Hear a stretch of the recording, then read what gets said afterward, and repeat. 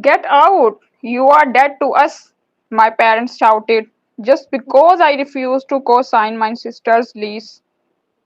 Then she slapped me and kicked me out. I didn't say a word. They had no idea what I would do next. If you won't help your own sister, then get out. You are dead to us. My father's voice cut like a saw blade through the air. She is your blood, Mia. My mother spat. Her wine glass shook in her hand, whether from anger or guilt, I couldn't tell. I said no, I repeated, low and steady. I am not co signing anything. After everything we have done for you, you mean after everything I have survived from you? There was a beat, a dangerous silence. Bitch! That came from Olivia, my sister. She took a step toward me. I didn't flinch. Then came the slap, hard, unapologetic. You are jealous? You have always been. You want to see me struggle? You want to see me fail? I staggered slightly, still didn't say a word. Then she kicked me, my own sister, right in the shin. Get out! My father barked. Now I looked at each of them, my mother in her pearls and judgment, my father gripping his beer bottle like a weapon, and my sister in designer rage. I turned towards the door. No tears, no screaming. They had no idea what I was going to do next. Who I am. My name is Mia Carter. I am 25. I work two jobs, one in bookkeeping, the other in freelance copy editing. I pay my own bills, no debt, no favors. I'm not bitter, I'm just done. They have never understood that quiet doesn't mean weak. I was the one who held everything together, the glue child, the one they leaned on, walked over, forgot. But tonight, something snapped, and something new, something clean, sharp, started to form inside me. The cost of damage made my family. Dad, Rick Carter, 57, retired cop, thinks yelling solves everything. Still hold a grudge I never earned.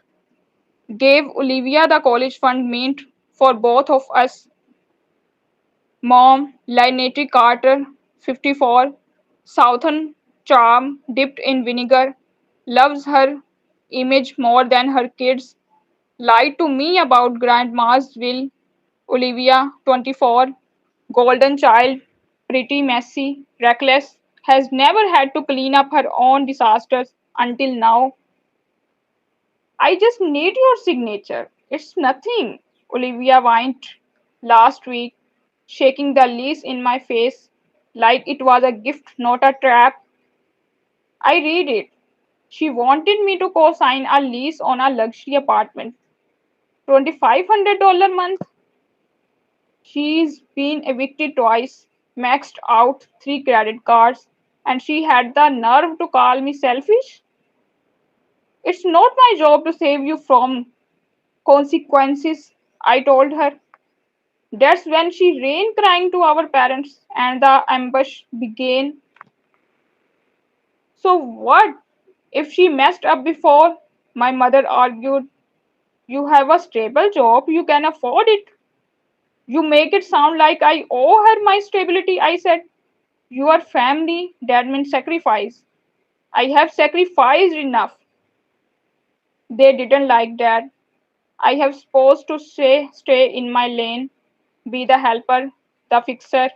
Instead, I stood up and they kicked me out. I was 17 when Olivia crashed my car, drunk, and blamed it on me.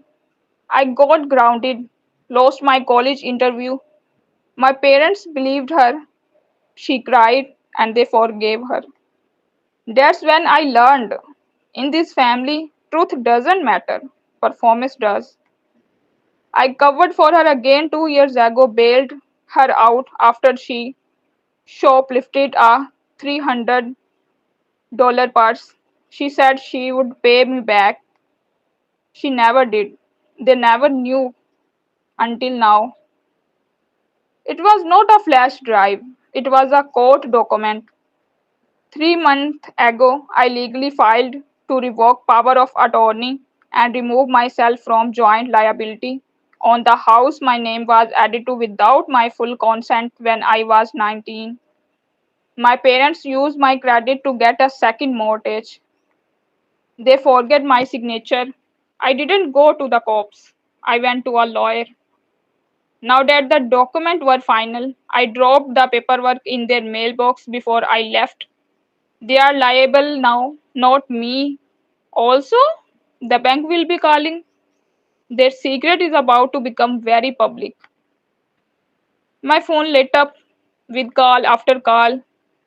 You ungrateful little, my dad screamed on voicemail.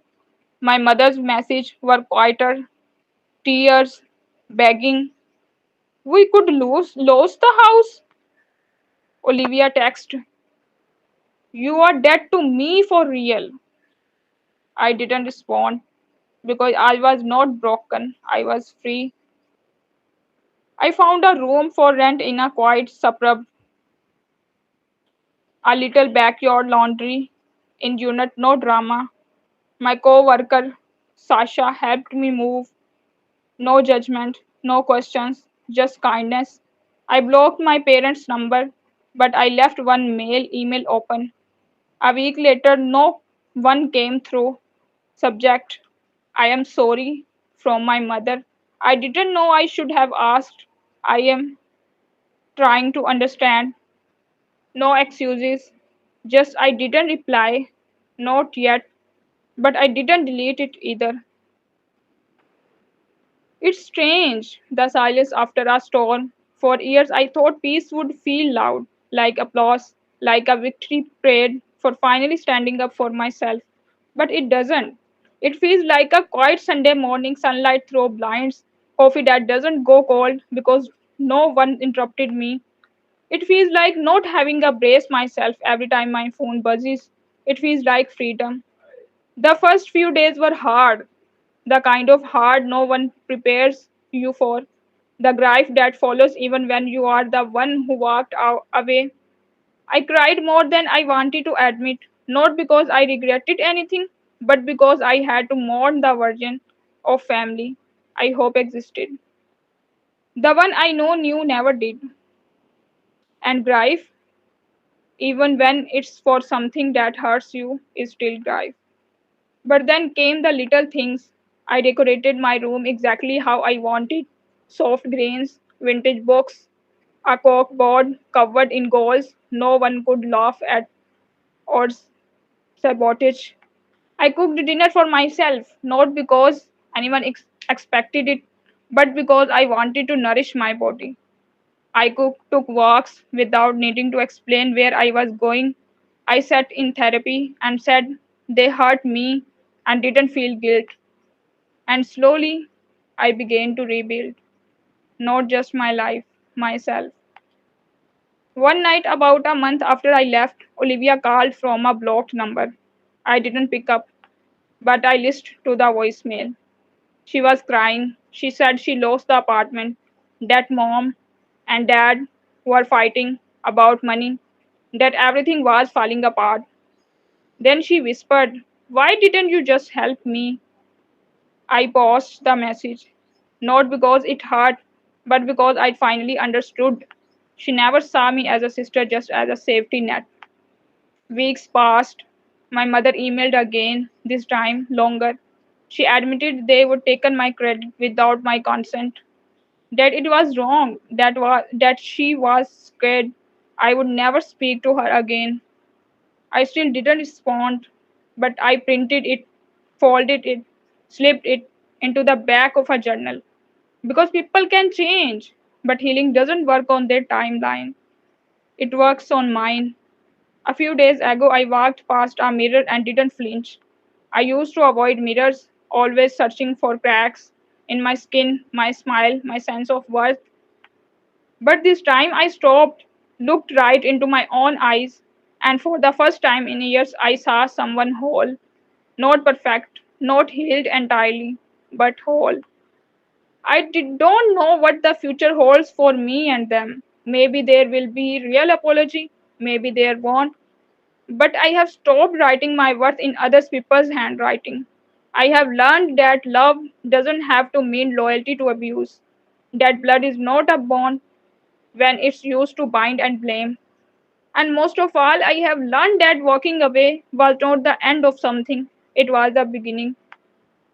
So here is what I know now. You can miss people and not let them back in. You can love someone and still protect yourself from them. You can forgive and never forget and still move on. I moved on, and every single day I choose myself again. Not out of revenge, not out of anger, but out of love. Love for the girl I used to be, love for the woman I am becoming. My name is Mia Carter, and after everything they took from me, I finally gave something back to myself, my life. And that, more than anything they ever gave or took, is the beginning of my peace. So, what would you have done? Let's talk about it. If you have ever been the forgotten one in your family, tell your story in the comments. You are not alone. Have you ever had to walk away from toxic family to save yourself? How did it feel? Drop your thoughts. Someone else needs to read them today. Like if this hit hard, subscribe for more real raw stories like this one. And remember, revenge doesn't always look like fire. Sometimes it's silence, success, and walking away with peace.